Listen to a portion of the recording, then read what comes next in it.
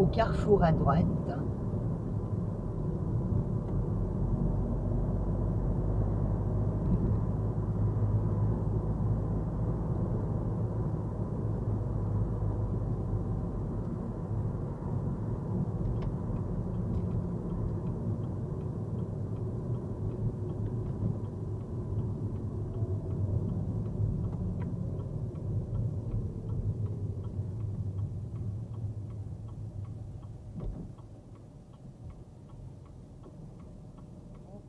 Au feu, je te demande d'aller à droite.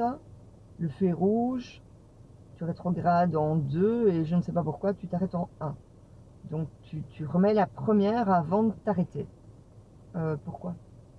Pourquoi tu t'arrêtes en première? Ça, en fait, ça me perturbe de s'arrêter en 2, du coup. Mais quand tu roules avec tes parents, tu t'arrêtes toujours en première? Bah, souvent, oui. Oui? Ouais. Tu ne devrais pas.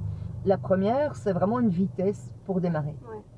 On peut faire une reprise première, mais ça, c'est tout à fait autre chose, quoi. Mais donc, quand tu vois que, par exemple, ton feu est rouge, donc tu sais que tu dois t'arrêter, tu arrives au rond-point qui est un peu encombré ou pas, mais donc tu sais que peut-être tu dois t'arrêter, tu arrives, je sais pas moi, à un stop, à un céder le passage, à tous ces endroits où tu sais qu'apparemment tu vas devoir t'arrêter, il faut rester en 2. Et si tu t'arrêtes, arrête-toi en 2. Ok. Et après, en plus, quand tu as un feu rouge, tu as bien le temps Oui. de mettre la 1. Je veux dire, c'est pas comme si on devait vite repartir. Ouais. Donc, à quel moment on va mettre la première avant de s'arrêter? Eh bien, uniquement dans le cas où tu as ralenti tellement parce qu'apparemment tu devais t'arrêter et que tout compte fait, tu ne dois pas t'arrêter parce que le feu devient vert et les gens démarrent. Donc, tu es en mode, le feu est rouge, je m'arrête, donc je freine, je suis en 2. À un moment, je pousse l'embrayage pour ne pas que le véhicule cale, je continue à freiner pour m'arrêter parce que le feu est rouge, mais ils viennent passer au vert et les gens démarrent. Et nous, on est tellement lente pour la 2 que oui, on va faire une reprise première. Ou bien, comme on a fait la fois passée, on a fait de la reprise première quand on doit tourner dans des rues Oui. très étroites. On va essayer de le faire en 2 et après le changement de direction, on voit que waouh, la 2, ça va pas aller parce que ça monte, parce qu'on roule à 8 à l'heure. On fait une reprise première, on ne s'est pas arrêté, mais on ne doit pas non Oui. plus s'arrêter. Et là, on n'a pas le choix. Comme on doit continuer, mais qu'en 2, ça n'ira pas, eh bien, on remet la 1. Mais toi, tu as mis la 1 Oui. pour t'arrêter vraiment. Hein. Mhm. Bien.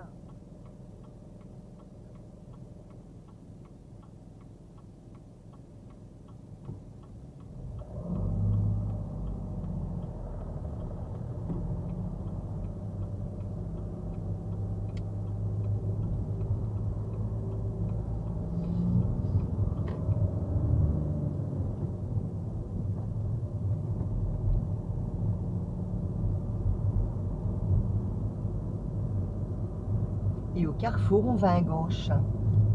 Pas ici, hein, tout au bout. Oui, oui, là-bas où il y a la flèche.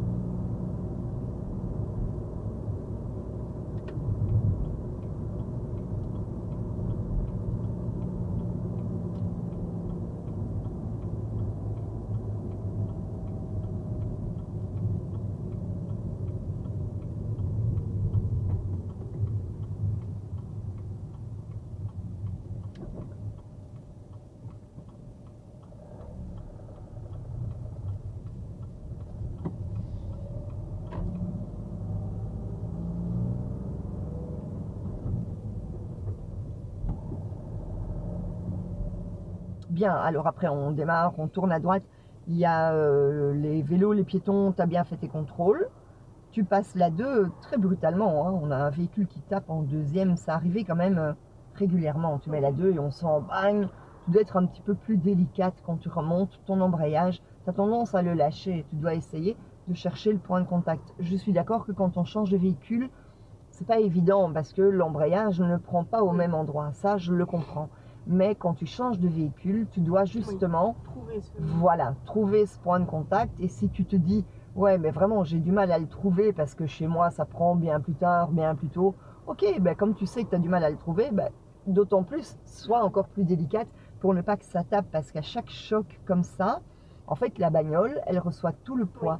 Donc, elle fait 1,5 tonnes. Et à chaque fois que tu lâches ton embrayage, tu tapes 1,5 tonnes dans le disque du moteur. Hein. Bien, au bout, je te dis, on prend à droite, donc on a à gauche, pardon, On a la voie principale qui tourne vers la droite, tu le vois bien, tu clignotes, tu tournes, tu ralentis bien, tu fais bien attention à droite, est-ce qu'il y a quelqu'un? Par contre, tu tournes un peu court et tu te ramasses tous les triangles. Tu es passé sur les triangles des gens qui venaient dans l'autre sens. Il n'y avait pas de voiture, mais tu dois t'en écarter. Tu vas me dire, oui, il y a un mur devant nous. Ah bah oui, pourquoi on met un mur et des triangles? Pour obliger les gens à ralentir plus fort.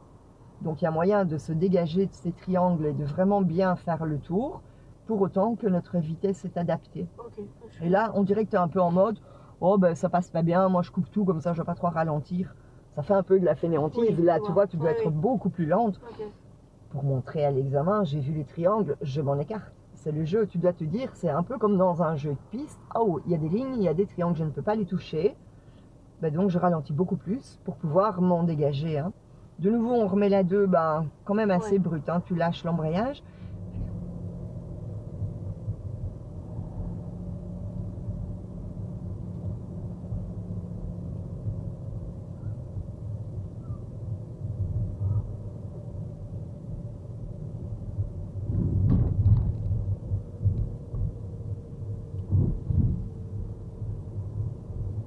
Puis on va passer sous un pont et il y a une fausse piste cyclable que nous longeons. Oui. Et là, tu roules bien à côté, on n'a pas le choix, il y a des piquets. Seulement, à la fin de cette fausse piste, ben, les vélos, imagine qu'il y a un vélo ou une mobilette qui vient de derrière. Elle va passer par où? La mobilette, à droite. À droite, oui. Et donc, au bout, comme elle est à droite, et qu'on doit tous les deux se retrouver sur la même partie de la chaussée, comme elle est à droite, elle a priorité. Mais tu ne fais pas tes contrôles. Ouais. Tu vas me dire, oui, mais s'il y avait eu un vélo, je l'aurais vu, on l'aurait dépassé. Oui, probablement. Mais il y a les speed pédélec qui roulent à combien un speed pédélec? 45 à l'heure.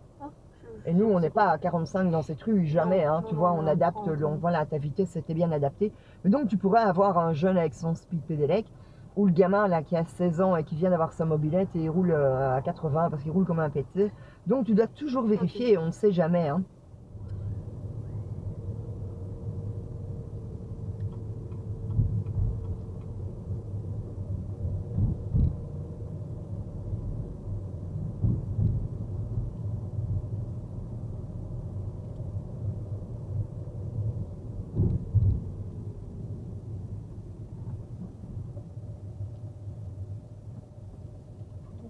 Oui, oui, on suit la route.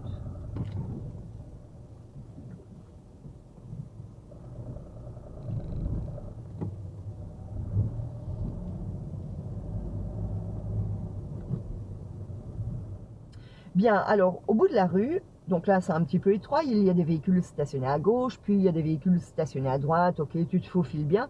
Et tout en bas, tu me demandes même par où on va, et je ne sais plus si je te réponds ou pas, mais oui, on suit la route vers la droite. Et il y a un véhicule bleu qui arrive de gauche. Et je ne sais pas pourquoi, Bertine se dit, oh mais tiens, je vais le laisser passer. Mais enfin, qui a priorité? Moi, oui. Mais oui, puisqu'il n'y a pas de signal de priorité, et que toi, tu vas à droite, tu as priorité. Et donc là, tu es hésitante, tu vois la voiture, tu sais pas trop, donc tu t'arrêtes et tu la laisses passer, tu lui emboîtes le pas. Alors, tu pourrais dire, oui, mais bon, je préfère être sympathique, je préfère être prudente, je préfère ci, je préfère ça. Oui, ce que ça montre surtout, c'est, je ne suis pas certaine de mes règles de priorité, je ne sais pas où placer mon regard, je vois quelqu'un, je suis surprise, donc je m'arrête. C'est ça que ça donne, tu vois. Donc, je ne dis pas que tu dois prendre ta priorité à tout prix, pas du tout.